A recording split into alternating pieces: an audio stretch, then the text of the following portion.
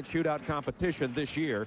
This is last year's, and it was Detlef Schrempf and Larry Bird in the finals. Well, the key was the call, and Bird decided that he was going to be the guy to go first. I think he did two things psychologically: keeping that jersey on, winning the flip, and then burying all of those shots at the top really put a lot of pressure on Schrempf, and he never really recovered, although he made a big rush at the end.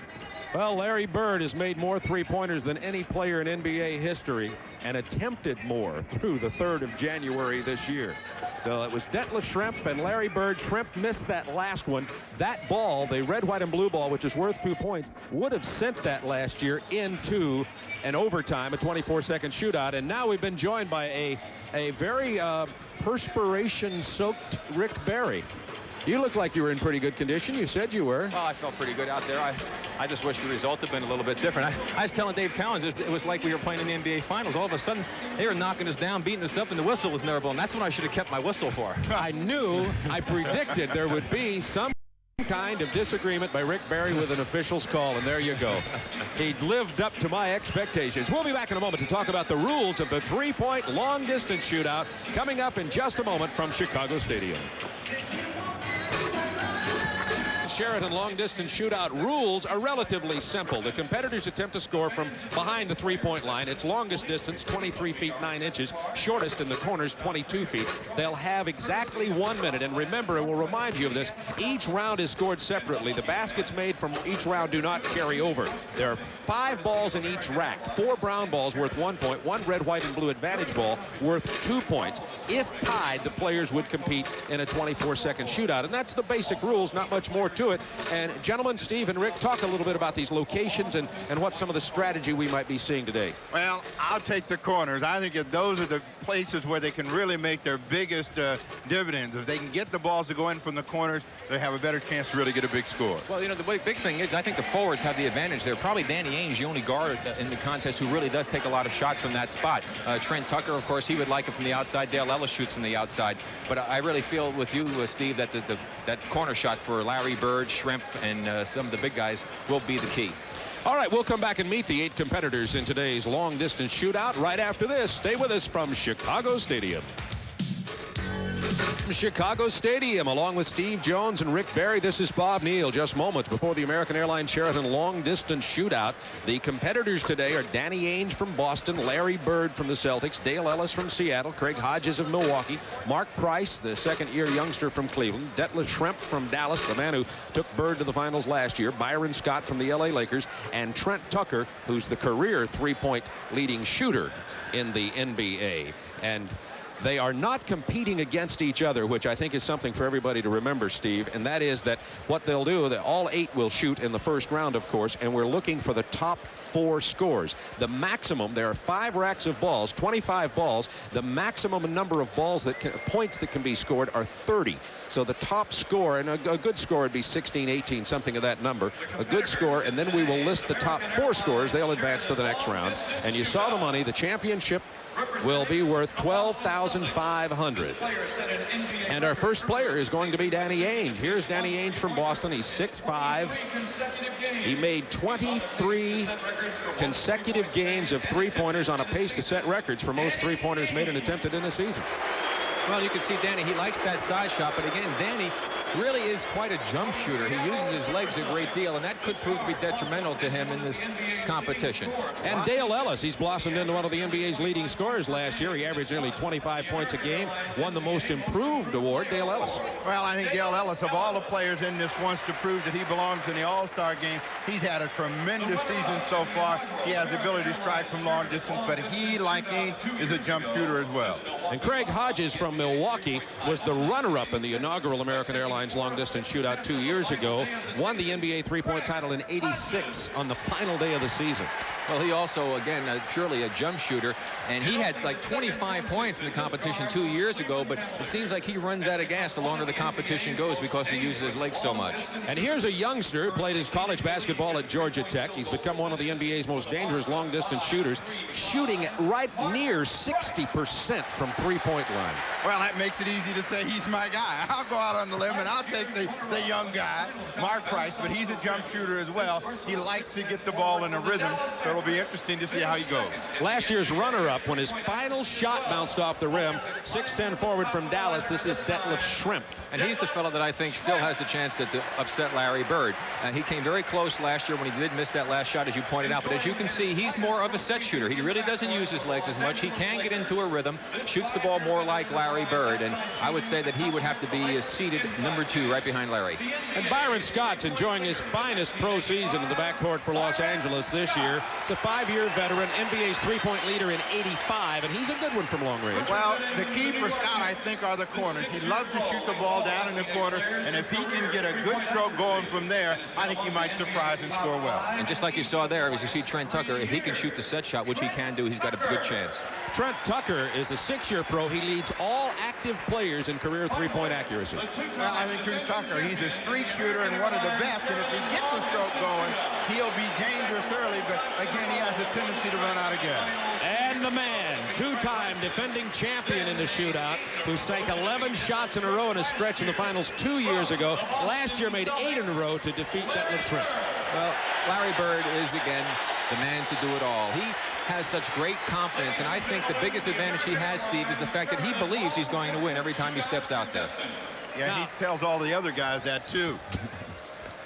Larry Bird and Danny Ainge have been talking about All-Star Weekend, this three-point competition, and the All-Star Game tomorrow for the past month on the Celtics. That's a kind of a no-holds-barred New York rules ribbing each other kind of ball club, and the two of them have really set themselves up for today's competition. Now, the players had a drawing to determine the order of the shooting today, and it came out this way. Danny Ainge will go first, followed by Trent Tucker, Craig Hodges, Mark Price, Byron Scott, Dale Ellis, Larry Bird, and Detlef Schrempf. So Danny Ainge is going to begin here. He ranks 3rd in active players in career three-point shooting with a 576 mark. And the thing I think that has really made this thing very interesting is that Danny Ainge has attempted more shots than a lot of teams this year, and 2 players are going at the same time. On the other end is Trent Tucker. On the left will be Ainge, and we'll be following Ainge with on the left side here, and Trent Tucker will be on the right side. Steve, you keep a check on Ainge. Well, Danny Ainge just got his money ball to go in. Same with Tucker. Trent is going more for the set shot. He's not shooting the jump shot, trying to save his leg. He just knocked another one in. Well, so did Ainge, and he got another money ball, but that was a good rack for Danny Ainge. Now remember, the brown ball's worth 1 point each. You got to shoot all of them before you shoot the 2-point red, white, and blue ball. Exactly 30 seconds left. Ainge is ahead by 3 baskets at this point. Well, Tucker's struggling here, and of course you want to get the highest point total. They're not against one another. Tucker's starting to find the range right now. 2 in a row. 3. Ainge is still competitive. Tucker got 4 out of 5 with the money ball the last rack. They're tied at 10 with 8 seconds remaining.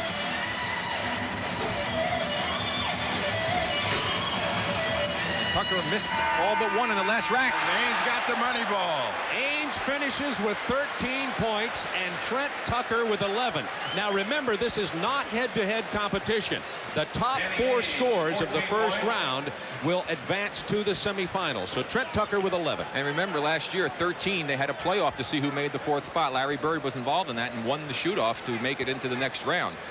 Well, those are both pretty good scores for the guys that started, and that's going to put some pressure on Mark Price and Craig Hodges.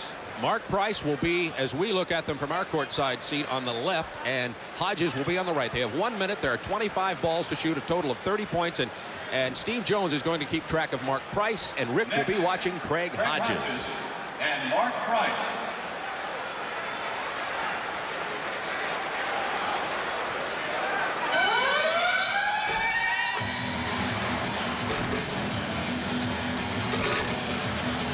By the way, as you watch these fellas underway, Ainge has been credited officially with 14 points, and we'll do more about that later. Well, Price got 2 of the balls in his first rack, including the money ball, and now he's on a stroke.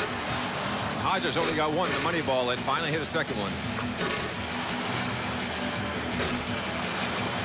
Craig definitely struggling here, Steve. Well, speed and accuracy is important, and Price is doing just that from right in the middle of the court. Exactly 28 seconds left. Both players have a little more than 2 racks left. Well, Hodges made a ball, but he was on the line. It disallowed it. He had another one taken away, Hodges. Tough night for Hodges against Price, who's shooting extremely well now. Price has 11 now. Hodges 7. 10 seconds.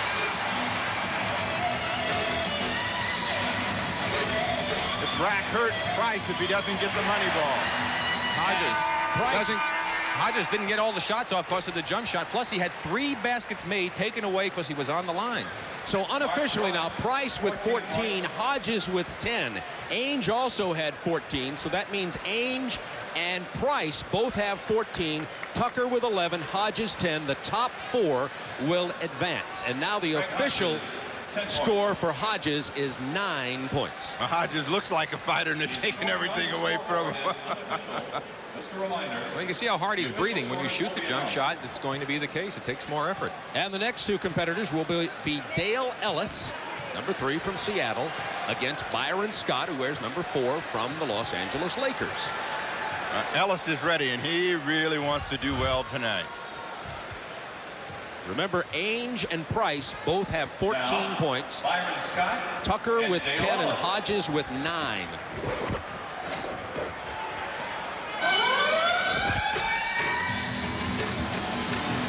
Byron going to the set shot, not using the legs, has knocked 3 in a row in. Ellis has got 2 and the money ball. 5 in a row for 6 in a row now for Byron Scott.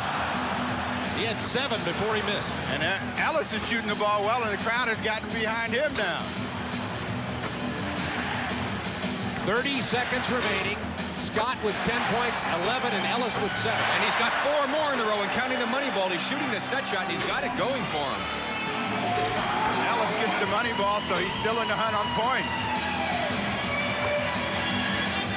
Scott only got 1 in the next to the last rack. Scott with 14, Ellis with 12. Ellis with 3, 4 in a row. The 4th one popped out. 10 seconds remaining. 2 more in a row for Scott.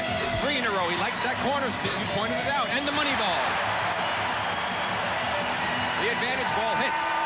Well, both of these young men had a very good round.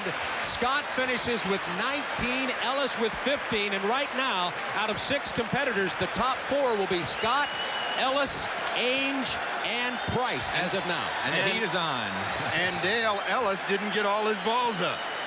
And the final 2 competitors will be Larry Bird and Detlef Schrempf, who were the finals last year. And let's take a look at Scott here. Is Scott finishing off as he knocks another one in? You see him shooting the set shot, not the jumper. He's going to have plenty of legs left. He's going to be very tough in this competition using this style. There he goes, knocking him down, and the advantage ball for 2 points. And he's got the high point total, and a lot of pressure on these 2 fellas now. They've got to get at least 15 to get in.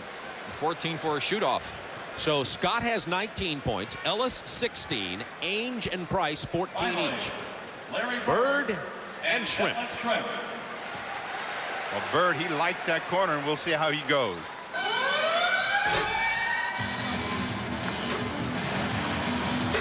Schrempf, 2 in a row. 3 in a row. Just made 1 now. He's even at 2 in that first round. Schrempf hit 4 of the 5, counting the advantage ball. Remember now, Bird had to get into a 3-way shootout, a 24-second shootout last year to advance. He starts very slowly, and the key to beating Bird is beating him here in the first round. Well, Schrempf is hot. But Schrempf is hot. They both start on the same side. They can't see each other, but Bird just got the money ball in. And Schrempf hit 4 out of 5 again. We have 20 seconds remaining. Detlef Schrempf with 13 points, Bird with only 10, now 11. That's a big one for Bird. He got the money ball. And Schrempf had a bad rack. His next to the last rack. He needs some here. They're tied. Bird just moved ahead. 5 seconds left.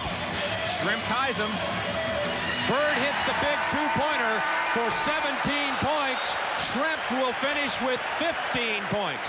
So the top scorers are Scott, Bird with 17, Ellis with 16, and with 15 points, Detlef Schrempf. And unofficially, those are the top 4. Knocked out Price and Ainge. That was some clutch shooting by both players. The last 4 players came through. They really shot the ball well at the end. Schrempf can't believe he didn't get that one. So that was the finish of round one. Now let's just double check again. We have Scott with 19, Bird 17, Ellis 16, Shrimp with 15 to advance as we look at Shrimp on his first round competition. See, he's basically a set shooter. He jumps a little bit more than Larry, but he got it going there on the middle rack. As you can see him dropping them in. Advancing to the semifinal. So Larry Bird this year, last year had to go into a 24-second shootout. This year he finishes second among the 8 to advance. Well, I think Bird was thinking on that last rack, just make sure I get a couple of brown balls in and then finish with that money ball, and he did. All right, we'll be back with the semifinals. It will be Scott, Bird, Ellis, and Shrimp when we return to Chicago Stadium.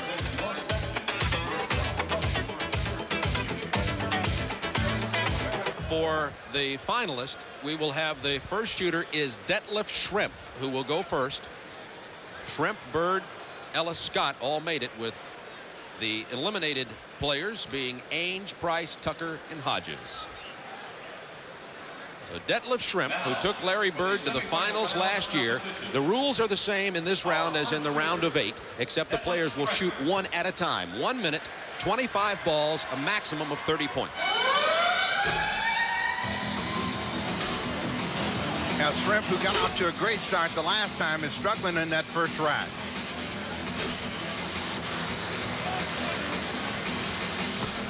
Looks like he's got a little too much legs. He's going a little long on a lot of his shots, Steve. Well, I think Shrimp is more subject to the psychological pressure than anybody else, but he's got it going now. That last one didn't count. He was on the line, so he only has one, and he's going to be in big trouble. I don't think there's no way for him to make it into the finals. In regular season play this year, Shrimp hitting only 3 of 18 for 17% as of the 1st of January. So he has been struggling all year.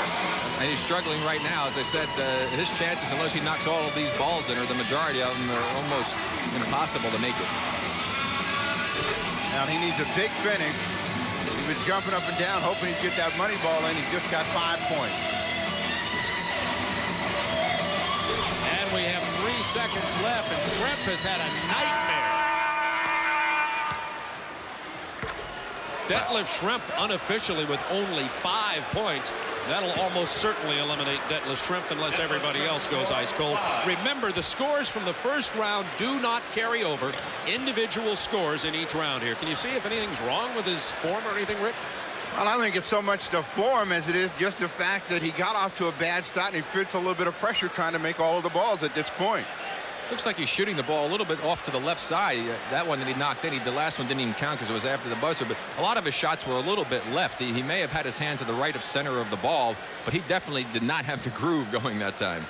Now Larry Bird is the next competitor in this semifinal round. Bird shooting 39% in game 3-pointers on the year. He has 1 minute, 25 balls. It's always nice to hit the first one, but Larry not being able to get in the groove yet. Got the big 2-point ball, however, at the end. Well, this is your guy, Rick, and he's always been able to perform well under pressure, and he usually picks up steam with each rack. Well, there's 2 in a row, 3 in a row. Let's see how many he can come up with. 4. Including the 2-pointer, 8 points for Bird now. He's got 30 seconds left on the 60-second shot clock. Yeah, he's got the rhythm going right now. And Bird's got 13 points with 20 seconds remaining. Well, he's not getting to the racks too quickly, but he's able to get a lot of shots out of them very fast. That's because of the groove he gets in. That set shot, he doesn't waste a lot of effort. 18 points for Bird, 8 seconds left. 19 and counting, make it 20. And he gets the 2-pointer. Unofficially, 23 points for Larry Bird. That's only 2 points short of the record 25. The maximum you can get is 30 if you hit every shot. So the hired assassin with the sharp eye is firing it on target today.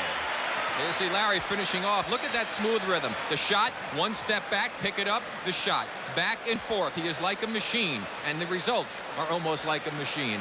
He's really got it down to a science. Larry Bird, the leader. We're in the semifinal round of the American Airlines Sheraton Long Distance Shootout from Chicago Stadium, along with Rick Barry and Steve Jones. This is Bob Neal, and we're going to have Dale Ellis coming to the line now. Dale Ellis, who had 16 points on his first attempt, had been slumping a little bit earlier in the year in long-range shooting, but comes into this competition hitting 42% in game action. Ellis is real strong from the corners, and he just got the first one to go. Let's see if he picks it up as he moves around. Only one out of the first rack. That's not good for Dale. But watch the difference in the style. He has so much more motion in his shot as compared to Larry Bird, because he takes more of a jump shot. But he got a good stroke. He got 4 out of 5 balls in that rack. Now we have 34 seconds left. Ellis with 7.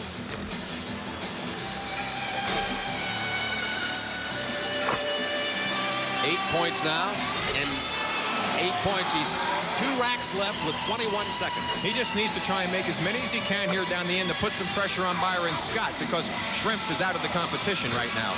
Shrimp had only 5 points. Hits the big 2-pointer. That's 12 points for Ellis. 7 seconds left. Let's see if he gets through all the balls. This is where he didn't finish the last time. Let's see if he gets this one off. He does not. So Dale Ellis unofficially finishes with 12 points. Bird had 23, Ellis 12, Shrimp 5, and now the final competitor will be coming up. That'll be Byron Scott. Well, great concentration by Dale Ellis, but again, he took just a little bit too much time. It may hurt him now. When Byron Scott goes, because he had such a great start, I think he might feel a little bit more pressure than everybody else. Well, Byron is a clutch performer, and I like the way he's shooting. We talked yesterday, and I said, Byron, if you're going to have a chance, shoot the set shot. He said, really? He said, I said, definitely, save your legs. And that's what he elected to do here, and he knocked them down in the first time. All right, we have Byron Scott from the Los Angeles Lakers. He has a minute of clock time. He's got to get better than 12 to finish second. Got 3 on that first rack, so he's off to a pretty good start. Well, Scott has his most trouble right out here from the side, so he's got to get some business done in this rack and the one from the middle. Got the big 2-pointer right there with 35 seconds. Scott has 7 points. Got 9. He needs to beat 12. 24 seconds for Scott. He has 9. Plenty of time left. He just needs to get it to drop in. A couple more. Now, the shot seems to be flattening out right now, and all he's getting is the front rim. This would give him 11. Now, 10 seconds.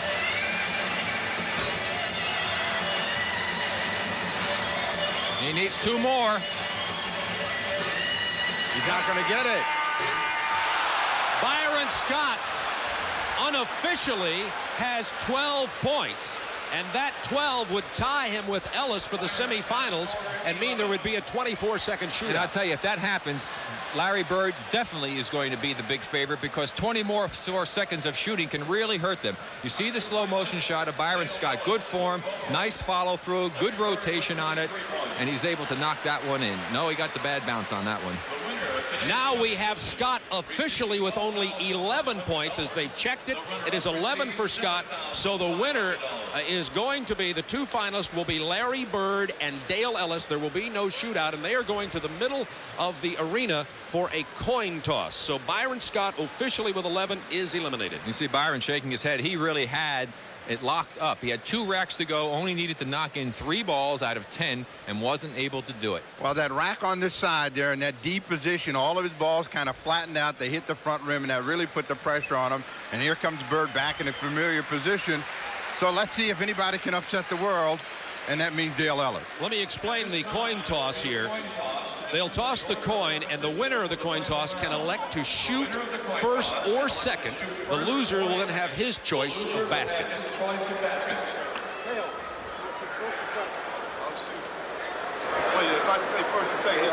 It's like Dale won the toss, Bob, and is deciding what he wants to do. He's saying, I will receive. Dale Ellis won the toss, and he can choose to go first, and he has said he will go first, and Bird chose the end opposite to the direction they are walking for his shooting. Well, he's been wearing this end out. We'll be back in a moment for the finals.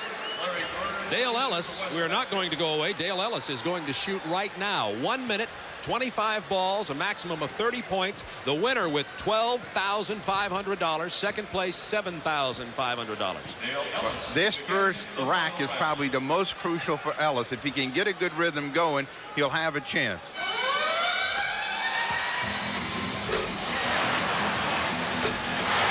got it going, like you said, Steve. 4 in a row.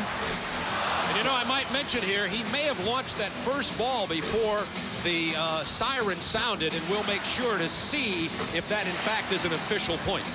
Ellis is a player that, you know, can feel a little bit of pressure, but he's got some good results in the first 2 racks. Now we have 30 seconds remaining, and Ellis with 9 points, and 11 with the 2-point ball. Let's see if he even gets all the balls up this time. He has yet to do that. Well, this rack has hurt him, Steve. Got a big ball there. Now he's got to really go with some speed and accuracy from the corner. 10 seconds left. 14 points for Ellis.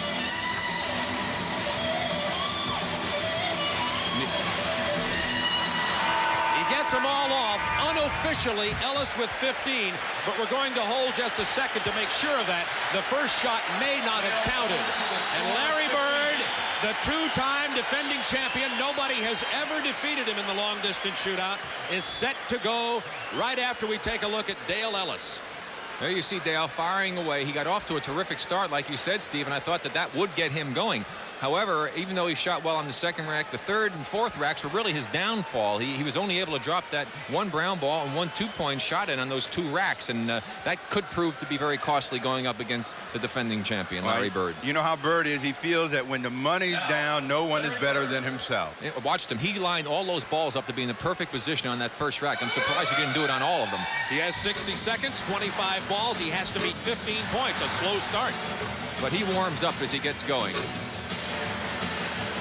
3 points out of the first rack.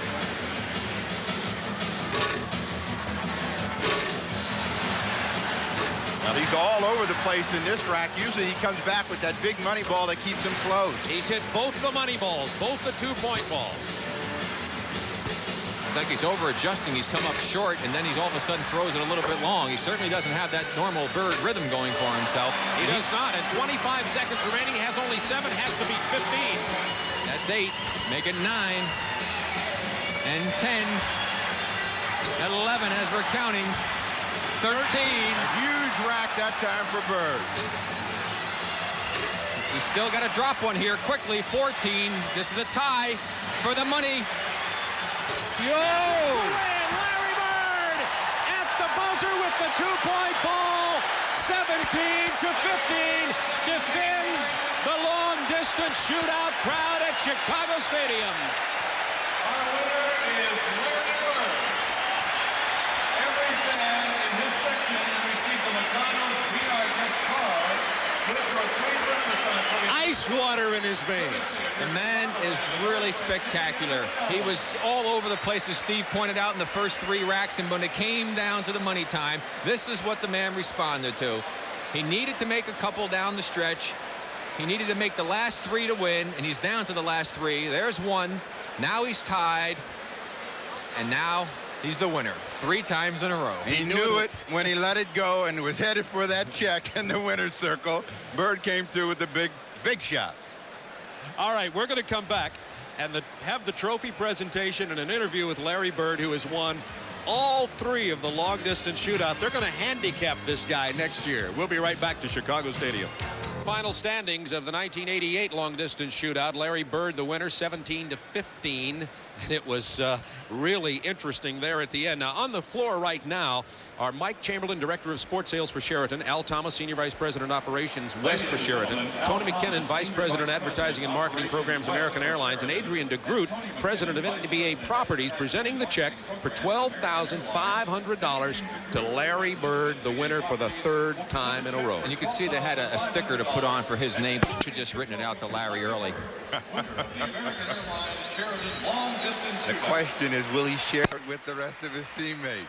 As Michael Jordan did in the Slam Dunk Championship, my prediction is no. They say Larry, while not being what you'd call cheap, watches his money.